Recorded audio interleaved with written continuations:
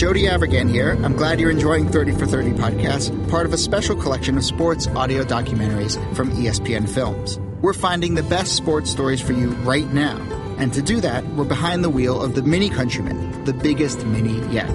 Please proceed to the highlighted route. To find great sports stories, you have to get out into the world and follow your instincts. That's where the Mini Countryman's all-wheel drive comes in handy. With all four, we can chase down a story in the city, the country, and most places in between. Podcast equipment isn't very bulky, but even if we're hauling a lot of gear, there's plenty of cargo space for all your stuff. And if a few of our producers tag along, no problem. The Mini Countryman comfortably seats 5 adults. The Countryman may be big, but it still drives like a Mini thanks to the twin-power turbo engine. No matter what story you're chasing, the Mini Countryman will help you find it. It's available now, and so are 30 for 30 podcasts. Visit miniusa.com/countryman today. This is the Stephen A. Smith Show podcast. I'm Stephen A. Hour number 2 of the Stephen A. Smith Show here with you for the next hour over the airwaves of ESPN Radio, Sirius XM style, Channel 80. Number to call up, as always, is 866-729-3776. That's 866-SAY-ESPN. Don't know if y'all heard the news. LaVar Ball plans to start his own league for high school graduates. ESPN's Darren Rovell and others reported yesterday. LaVar Ball said yesterday that he's launching a basketball league for nationally ranked players who have graduated from high school but don't want to go to college. Ball said his Junior Basketball Association, which he said is fully funded by his Big Baller brand, plans to pay the lowest ranked player a salary of $3,000 a month and the best player $10,000 a month. Ball is looking for 80 players to fill 10 teams that will seek to play at NBA arenas in Los Angeles, Dallas, Brooklyn, and Atlanta. This is what he told ESPN yesterday. Getting these players is going to be easy. This is giving guys a chance to get a jump start on their career, to be seen by pro scouts. And we're going to pay them because someone has to pay these kids. Ball said the rules of his league will follow those of the NBA instead of college. 12-minute quarters and a pro three-point line. He also said he was partly motivated by the comments made earlier in the month by NCAA President Mark Emmert, who was asked at a Sports Business Journal conference whether Ball was good or bad for the college game. This was the quote from Emmert. Is this about someone being part of a university and playing basketball or any other sport with that school's jersey on, representing that institution? Or is it about preparing me for my career, my professional career as a ball player? Emmett responded just a few days after Ball's son LeAngelo left UCLA to turn pro before even playing for the school. If it's the latter, And here was Ball's response. He was right. Those kids who are one and done, they shouldn't be there with the NCAA trying to hold them hostage, not allowing them to keep the jersey they wear while selling replicas of them in stores. So our guy isn't going to go to Florida State for a year. He's going to come to our league. Doesn't bother me at all. And the reason why it doesn't bother me at all is because I don't think educational inflation and regular inflation, all of this stuff, take those things into consideration. We get it. Think about all of those things. You don't see college athletes being able to do anything that these administrators, these coaches, and what have you are able to do. And the way I look at it, kids, particularly the ones that are going to be one and done, here's a flip side. Do you trust Ball to be the one to do that? Particularly in the best interest of the kids.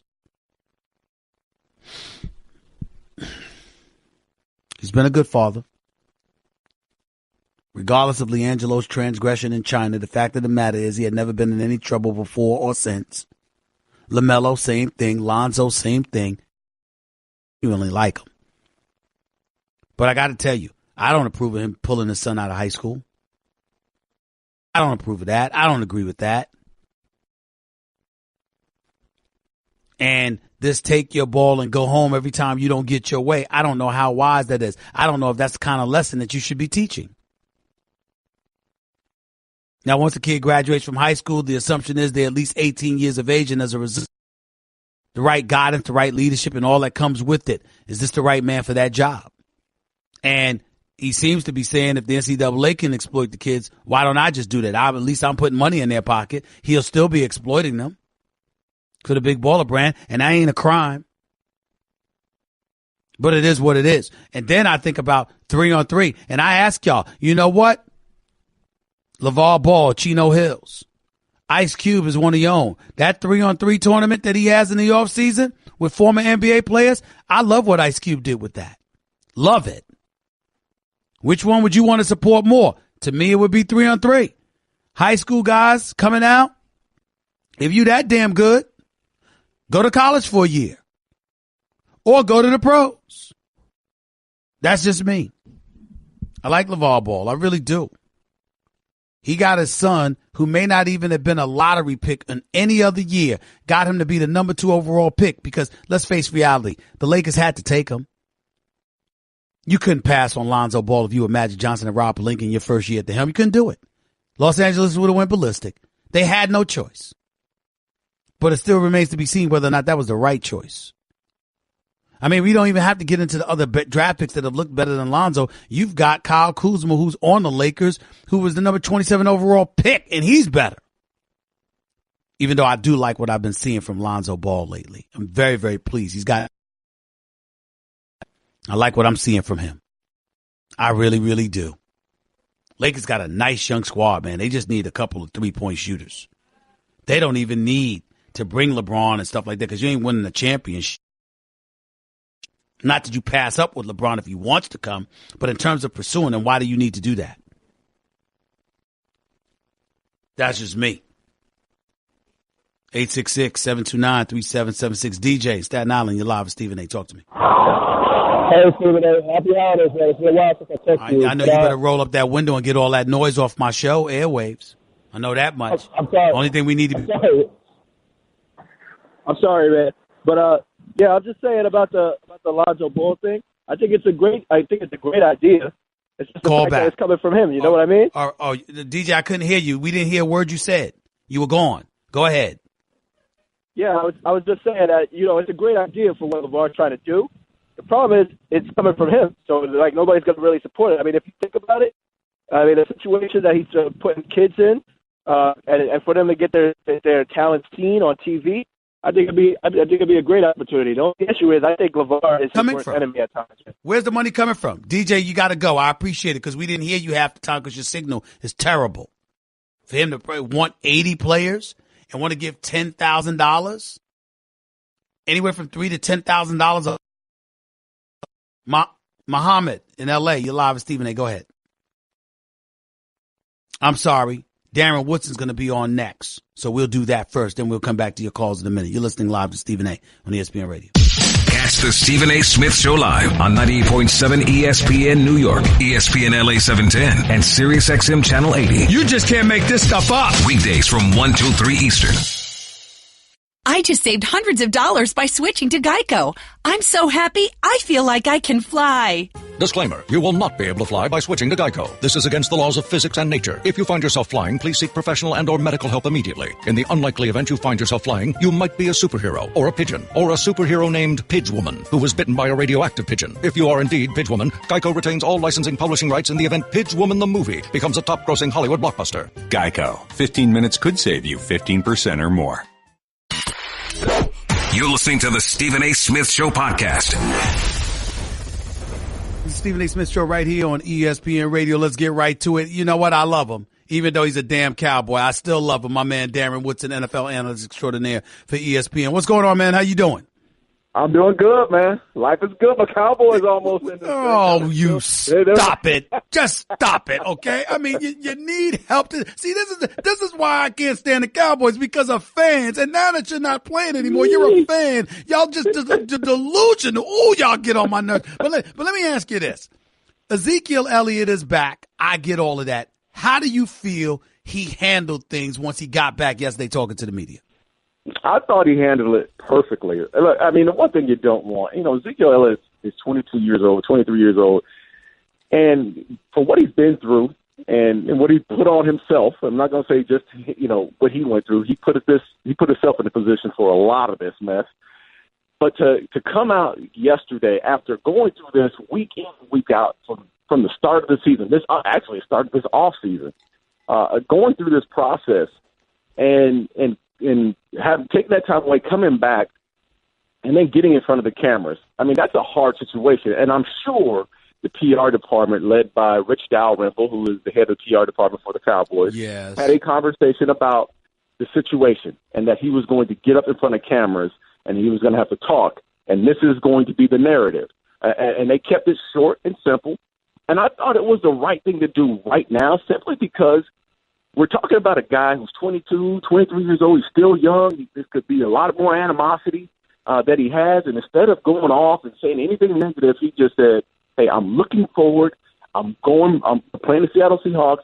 That's what I want to talk about, and let's move on from this. And again, I for what it is at this moment, 2 games left in the season, I thought they handled it the right way. What do you think Ezekiel Elliott is going to do this Sunday against the Seattle Seahawks, and what do you think is going to be the reason he does whatever it is that he does? Look, I think at max he gets 15 to 16 touches this week. We cannot expect him to be the workhorse of 30 carries. Well, he's the one saying he's going to rush for 200 yards.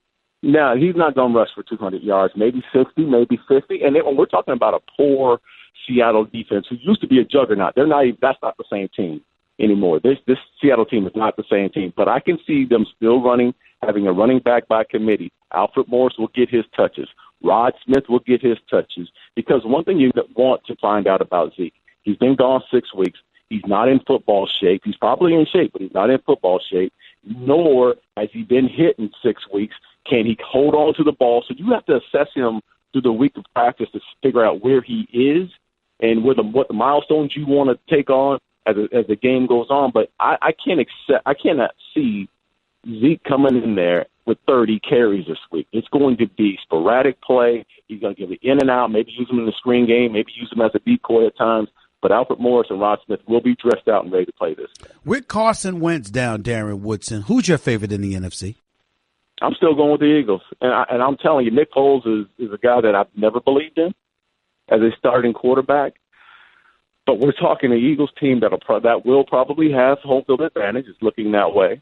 We're talking about an Eagles team that does its defense on all 3 levels have been strong. They put pressure on the quarterback. Malcolm Jenkins is, in my opinion, the best safety in football. He's the most versatile player in football as far as what he can do, cover slot, cover tight ends, whatnot. Mm-hmm.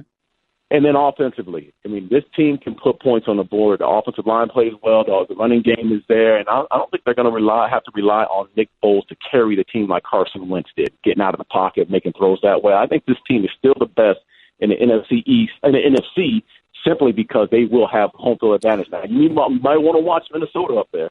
You may want to watch them, but I would say right now, if I had to pick one, I pick Philadelphia Eagles. We're talking to Darren Woodson, NFL analyst for ESPN, right here with Stephen A. on Stephen A. Smith Show, ESPN Radio. Let me ask you this, Darren. When you scour the NFC, I mean, I know you go in your pom-poms and you think the Dallas Cowboys still got a chance, et cetera, et cetera. How they going to get in the playoffs, man? You got Philadelphia. You got Minnesota. No. Listen, I'm not blind to the facts now. I love my Cowboys, and you know that. But I'm not picking them to get in the Super Bowl. I mean, get into the playoffs. I think Detroit, I think Detroit is a team right now that's looking at what their situation is. They go to Cincinnati this week, and the Cowboys have to hope and pray that they lose. If they go to Cincinnati this week, we know the Cincinnati Bengals are backing up the U-Haul truck. They're done. They checked out. And then the last game of the season, Detroit at home has the Green Bay Packers without Aaron Rodgers. Mm-hmm. And a Green Bay Packer team that has nothing to play for. I think Detroit's the team that gets in. I think they're the wild card team. I think the Cowboys, even if they win the next 2 games, are the team that's going to be. What about Atlanta? I think Atlanta loses this week to the Saints. I think listen, the Saints have a lot to play for this week. They're playing at home. They did lose 2 weeks ago, but think about what the situation was. They're playing in Atlanta. They lost their most versatile player in Alvin Kamara, and he played the first quarter and without with a concussion. He's going to be 4 quarters this week in New Orleans, and people are not giving the Saints enough credit for what they've been doing defensively as well. Cameron Jordan on the outside, Vaccara's playing great at safety position, and they have a shut-down superstar on the outside, Marshawn Lattimore, that's going to match up with Julio Jones this week. I like the Saints at home. I just want to make sure I'm clear. Darren Woodson, Super Bowl champion with the Dallas Cowboys, is saying that the Cowboys ain't going to make the playoffs? No, I think the Cowboys will win the next 2 games, but they can't control their own destiny. Let's just be real about it. They can't control their own destiny. Right? They totally have lost control of that. That's on the Detroit Lions to finish up. Now, Detroit, listen, it would not surprise me. Detroit being Detroit. The Lions being the Lions. I knew you had your bet. I knew you changed course. You can't help yourself. You just can't help yourself, man. Get out of here, Darren Woodson. I'll talk to you later. Catch you on NFL Live later, man. Bye, Darren. Take care, bro. I love you. Oh, whatever. Darren Woodson, Super Bowl champion with the Dallas Cowboys, just comes on the show just to rake my nerves. He did it on purpose. 866-729-3776, 866-SAY-ESPN. More to Stephen A. Smith Show on ESPN Radio in a minute. Guess what? You're in the middle of the Stephen A. Smith Show podcast. Damn it, I mean it! And Darren Woodson coming on the show with us right here at ESPN Radio, Stephen A. Smith Show, Sirius XM. Let's go to Darren in Jersey. You're live with Stephen A. What's up, Darren? Talk to me. Darren, are you there? Darren? Rich in L.A., you're live with Stephen A. Talk to me. Rich, are you? Muhammad, go ahead. Muhammad in L.A. Stephen A. Go ahead, man. I just wanted to talk about what you mentioned earlier about this new political climate in which, people or men now are going to be held accountable for what they've done and just the targeting of men. And I just wanted to say that I really think this is a movement that we're experiencing firsthand. It's a women's movement. It is selected. It is targeting men who have privileged positions. They're elite. Is it fair? Because the fact of the matter is, based on what I'm seeing, some of these men that have suffered, guess what? Deservedly so. Because if they're guilty of the things that they've been accused of, and some of them have admitted guilt, then they deserve what the hell they get. So let's not label it as if, men are being unfairly accused. We do need to be mindful of that, do we not? Oh, no, I'm not saying they're being unfairly accused. Okay. I'm just simply stating that women are challenging this climate of misogyny. They've had enough of it. They're saying, that's it. We're not going to take any more of this. We have a voice, and they're using it. And, to the men that have done these heinous acts, I mean, you deserve exactly what you get. Whether they're guilty or not, I do not know. But it's something for men. The only thing that I want to say, and I think I'm saying it on behalf of me, you, and all the men out here who are not guilty of such things, the men who have done these things that these women are claiming, and no sympathy for me. You deserve what you get. You deserve what you get. Okay? My only thing is I want to make sure that a lot of women out there understand that there are a lot of damn good men out here who would never, ever, ever do such a thing, who stand in full support of those women who have been victimized. But just like men stand up, and we will call out those men who have transgressed and acknowledge that they deserve their comeuppance, I want women to make sure that they feel the same way about other women who lie on men too. And there may be far fewer cases of those than the truthful cases that women bring forth and bring to our attention. And we applaud them for doing so.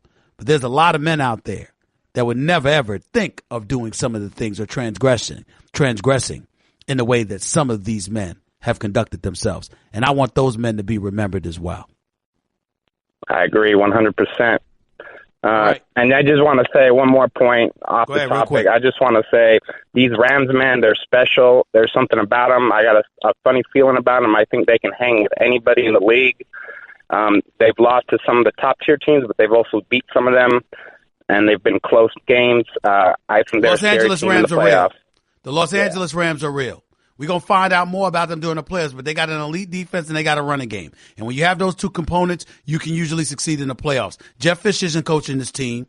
McVay is coaching his team. He's my coach of the year without question, hands down. And when I look at Jared Goff, it's been sensational. And you acquired Sammy Watkins, and you still got Todd Gurley, and you still got that defense. The Rams are no joke. Make no mistake about it. I just think they need to avoid going to Lincoln Financial Field or to Minnesota. They can avoid those two trips. I think they'll be just fine. They might even go to the Super Bowl. Appreciate the call. Let's go to Edwin in New Jersey. You're live with Stephen A. Go ahead. How you doing, Stephen A. Smith? First-time caller. I love your show. Thank you. I want to talk about my San Francisco 49ers. Oh, Lord. Topic. Why would you want to talk about the San Francisco 49ers? Oh, man. I'm a biggest fan. I love them. I watch them every week. I know it's been depressing the last couple of years after the whole Kaepernick failing to make it into the touchdown on Super Bowl. But I think we're on the up and up. Next year, I think will be a playoff-bound year. What do you think about Jimmy G? I know he's been looking good out there, throwing for 300 yards the last 2 or 3 games. What do you think about that? Look, first of all, his name is Jimmy Garoppolo. I'm not giving him a nickname yet, even though he is 3-0 as a starter. They've won 3 straight. He's completing 68.7% of his passes. He's already thrown for over 1,000 yards. He's got a QBR of 78 and a quarterback rating of 98. They clearly have their quarterback of the future. I will tell you that. Then it doesn't look like the 49ers need to look for a quarterback, and those players seem to be rallying behind him. They are 3-0 with Jimmy G as a starter. They were 1-10 without him. That says a lot to me. I appreciate that. You think that we'll be making the playoffs or something like that within the next year or so? Well, I mean, we lost. Let's pump the brakes. We lost 5 games in a row. Whoa.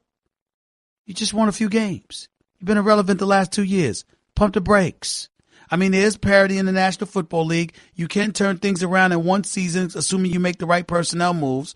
But with John Lynch and Kyle Shanahan, I mean, I gotta give my hats off, give credit where credit is due. But do I think they're gonna make the playoffs? No. I do think they will continue to be respectable. I think a team like next year, they end up probably going 8-8, maybe even 9-7. But I'm not going to sit up there and say you're playing in the NFC West that you automatically are going to be a playoff team now that you got a quarterback. Jimmy G looks impressive thus far, but let's see. All right, I respect that. Thanks so much, Stephen A. Take it easy, man. Happy holidays, bro. Shakir in Jersey, you're live with Stephen A. What's up? How you doing, Stephen A? Calling from New Jersey. I want to talk about 2 topics. Number one, I want to talk about LaVar Ball.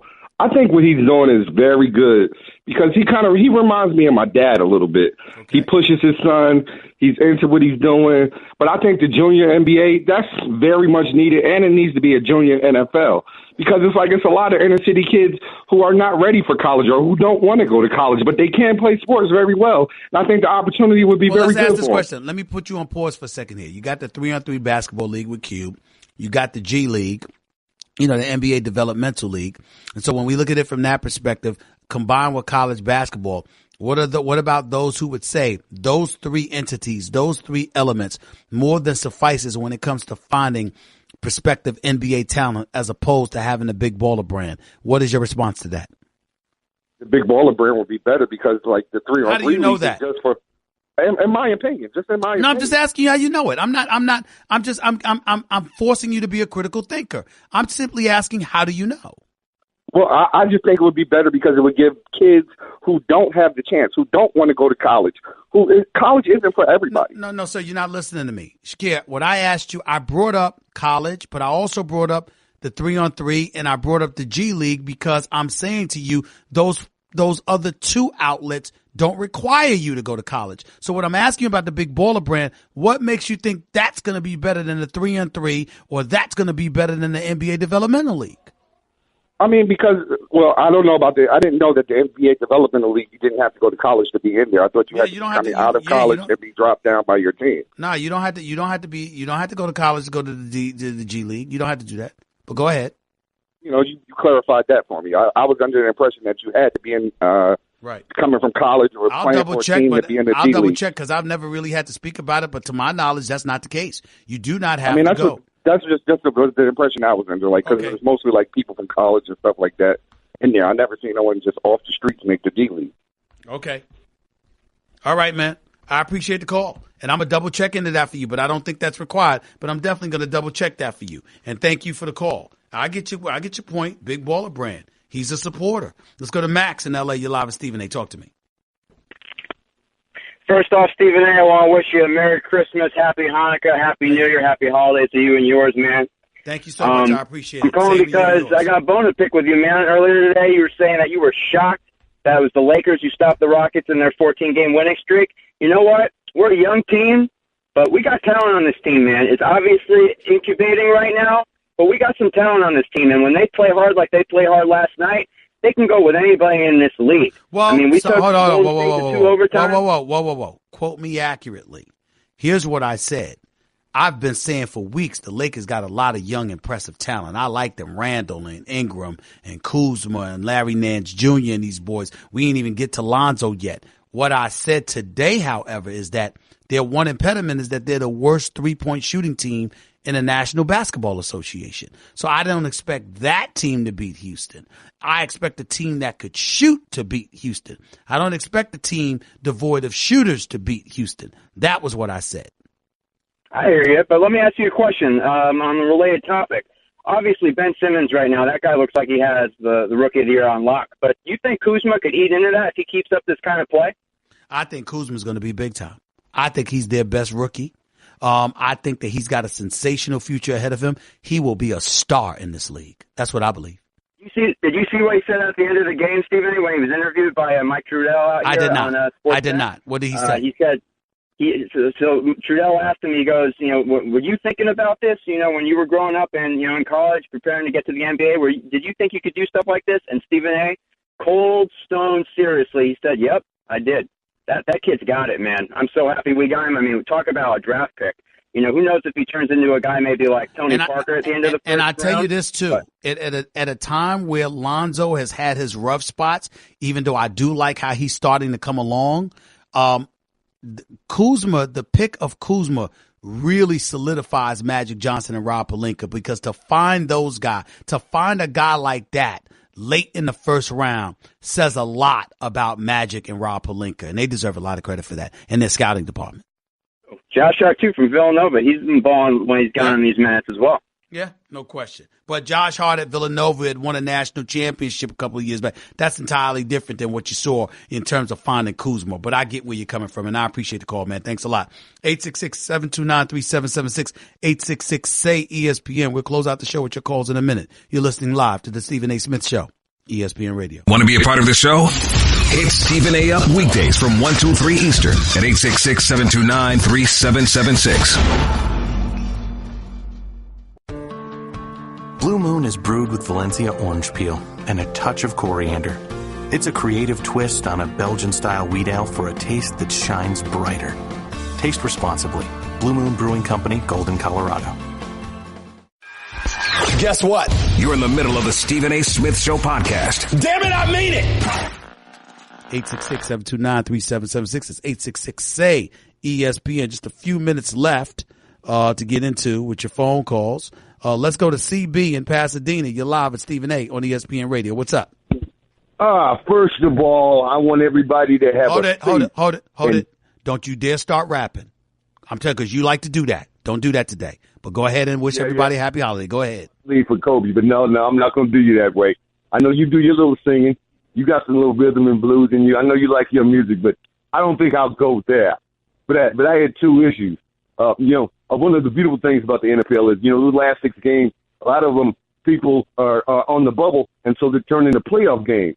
Now, my condolences go out to you and your Pittsburgh Steelers. You guys got jobbed, man. I saw that game. That was an absolute ripoff. Now, the Steelers are a storied franchise with 6 Super Bowl rings, and they're a fun team to watch. Ben Roethlisberger, he played extraterrestrial. But then also this, Stephen A., I'm a Raiders fan. God knows what happened to us. A black cat. You know what? Stop right there. Stop right there, CB. Stop right there.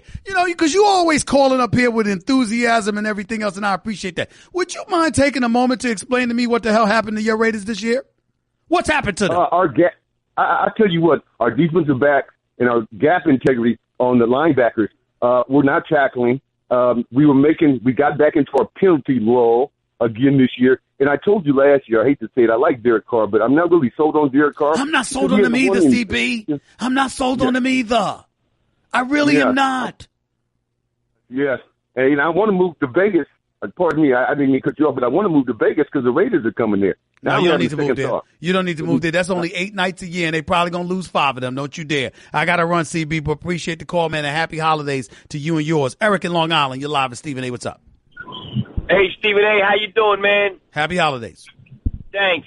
Listen, this LaVar Ball thing, the whole nation needs to just stop talking about this guy because he is nothing. He's got to try to create things.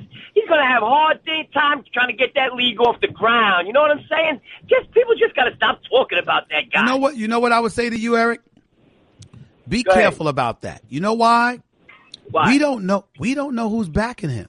If you want 80 players and you're paying anywhere from $3,000 to $10,000 a month, you know, you've got somebody with millions in their pocket to give out to these players because he certainly doesn't have them. I think you've got people working behind the scenes trying to usurp Nike, Adidas, and all of those other companies. I think that's what's going on here. Okay, I mean you might got something there. That's definitely a good point because I know Big Baller Brand ain't got that kind of cash. That's man. right. That's right. So if he's doing it, somebody backing him, they just a quiet clandestine partner. You know what? And I kudos to you on that. That's why you're on the radio, my man. I didn't even think about that. Kudos. All right, my man. You take it easy. Appreciate the call. Kenneth, you're live with Stephen A. Talk to me. Hey, Stephen. How you doing today, man? I'm all right, man. Go ahead. Listen, I wanted to get your opinion on something. I'm from New York. I live in Atlanta. And I'm trying to figure out why you don't have big-time ball players coming out of NYC like you used to maybe back in the 70s and the 80s. Do they not play basketball in NYC anymore? I think that what happens is you've got guys that were locked in and zeroed in on one-on-one talent as opposed to a team-oriented basketball. And I think you see a lot of folks that are doing a better job in terms of getting them acclimated to team basketball, structured environments, et cetera, et cetera. You know, you living down south, for example, you know, you back there in Atlanta, like you said, you're from New York, right? But you living in Atlanta, right? Right. Well, why are you there? Better opportunity. But not just better opportunity, kind of more of a tranquil environment, wouldn't you say? Absolutely. In terms of the hustle and bustle, not to say that streets and the inner cities don't exist anywhere, but New York's a special place, man. And so what happens is that if you distract it with some of those things, the level of discipline, cohesiveness, your willingness to play along with a team, to make personal sacrifices, when you're on that grind and you in survival mode, sometimes it's more difficult to develop than other confines throughout this country. And I think when you're a team, you're looking for those parts that fit, not just the talent. If it was just about the talent, you can always grab stuff from New York, but it's beyond that. And I think that's a problem. Okay. Listen, I appreciate it, brother. Thanks so much. Thank you. Appreciate the call, man. Let's go to George in Long Island. You're live with Stephen A. Go ahead real quick, George. What's up? Hey, thanks for having me, Stephen A. Long-time listener, first-time caller. Happy holidays to you. Happy holidays to you as well. Thank you, sir. Die-hard Minnesota Viking fan here. Okay. And I think this is the year, man. I think they're legit. I think they're gonna do it. And I think it. I don't believe. I don't know. What do you think? I don't believe you. You know why? I like the job that Case Keenum did, but I think in the playoffs, they're going to amp it up. He ain't going to be able to handle the pressure. They're going to blitz him all day. It's going to be a problem for him. Here's where I would agree with you. I believe with that defense, if Dalvin Cook were healthy, whether it was Case Keenum or Teddy Bridgewater, I would give y'all an edge.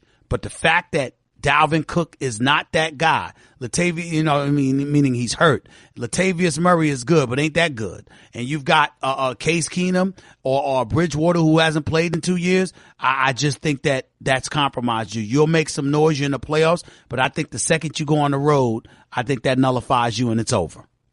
Might not have to go on the road. You might not, but you expect it to because the Philadelphia Eagles going to have the top seed. But they might be upset on their end of the bracket. That's scary. Or you might lose. Or you might lose.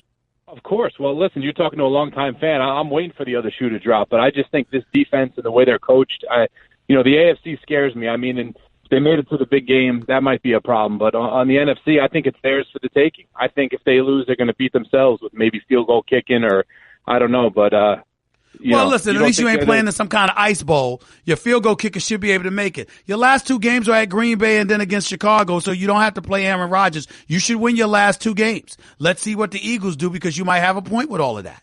We should make 27-yard field goals, too, but we all know what happened there a couple of years ago. Anything can happen, but, who's your favorite in the NFC right now? Well, right now, to me, my favorite would be the Philadelphia Eagles, but I got to tell you, the Rams are altering my level of thinking. I have to confess to that. I've been very, very impressed by what I'm seeing from the Rams. And I mean, listen, man, Gurley is a stud, and this defense is no joke. No joke. And I wouldn't sleep on this defense at all. And you do have a point, because, again, if the Cowboys are playing for something and the Eagles play them the last game of the season and the Eagles are not playing for anything, then that's different. But if the Eagles need that game, that's going to be an epic game between Dallas and Philadelphia at Lincoln Financial Field. No doubt about that. That can't be denied on New Year's Eve. Got to pay attention to that. Got to get on out of here, but I'll be back in 22 hours. Until then, this is Stephen A. Smith signing off. Until tomorrow. Peace and love, everybody. That's just a sample of what you'll hear on the Stephen A. Smith Show. Weekdays at 1 p.m. Eastern on Sirius XM Channel 80 and the ESPN app.